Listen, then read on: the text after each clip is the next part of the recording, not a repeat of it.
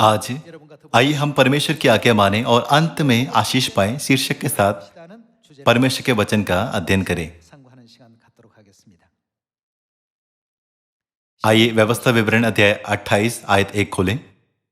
यदि तू अपने परमेश्वर यहोवा की सब आज्ञाएं जो मैं आज तुझे सुनाता हूं चौकसी से पूरी करने का चित्त लगाकर उसकी सुने तो वह तुझे पृथ्वी की सब जातियों में श्रेष्ठ करेगा। फिर अपने परमेश्वर यहोवा की सुनने के कारण ये सब आशीर्वाद तुझ पर पूरे होंगे।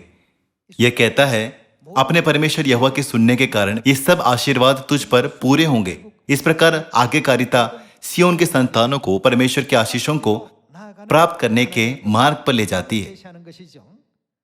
धन्य हो तू नगर में, धन्य हो तू खेत में, धन्य हो तेरी संतान और तेरी भूमि की उपज और गाय और भेड़ बकरी आदि पशुओं के बच्चे। धन्य हो तेरी टोकरी और तेरी कठौती, धन्य हो तू भीतर आते समय और धन्य हो तू बाहर जाते समय। यहोवा ऐसा करेगा कि तेरे शत्रु जो तुझ पर चढ़ाई करेंगे वे तुझसे हार जाएंगे। वे एक मार्ग से तुझ पर चढ़ाई करेंगे परंतु तेरे सामने से 7 मार्ग से होकर भाग जाएंगे। तेरे खत्तों पर और जितने कामों में तू हाथ लगाएगा उन सबों पर यहोवा आशीष देगा। इसलिए जो देश तेरा परमेश्वर यहोवा तुझे देता है उसमें वह तुझे आशीष देगा। यदि तू अपने परमेश्वर यहोवा की आज्ञाओं को मानते हुए उसके मार्गों पर चले तो वह अपनी शपथ के अनुसार तुझे अपनी पवित्र प्रजा करके स्थिर रखेगा। और पृथ्वी के देश देश के सब लोग यह देखकर कि तू यहोवा का कहलाता है तुझसे डर जाएंगे। इसके अतिरिक्त जब हम वचन 13 पढ़ें तो परमेश्वर कहते हैं यहोवा तुझको पूंछ नहीं किंतु सिर ही ठहराएगा। कभी परमेश्वर हमें इस प्रकार की आज्ञा देते हैं तो कभी परमेश्वर हमें दूसरे प्रकार की आज्ञा देते हैं। ऐसा इसलिए है क्योंकि परमेश्वर के सभी वचन अंततः हमें परमेश्वर के आशीषों को प्राप्त करने के लिए मार्गदर्शित करते हैं।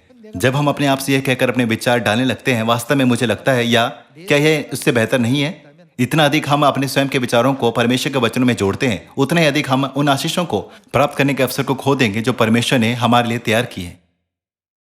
इसलिए जहां कहीं भी परमेश्वर हमें ले जाते हैं आइए हम स्वर्गीय पिता और स्वर्गीय माता द्वारा जो इस पृथ्वी पर आए हैं निर्देशित होने के लिए दृढ़ विश्वास रखें और उनकी सभी आज्ञाओं, नियमों और व्यवस्था से भटके बिना उनका पालन करें। इसी तरह आइए हम एक साथ स्वर्ग के राज्य में जाने से ना चूकें। आपका बहुत बहुत धन्यवाद।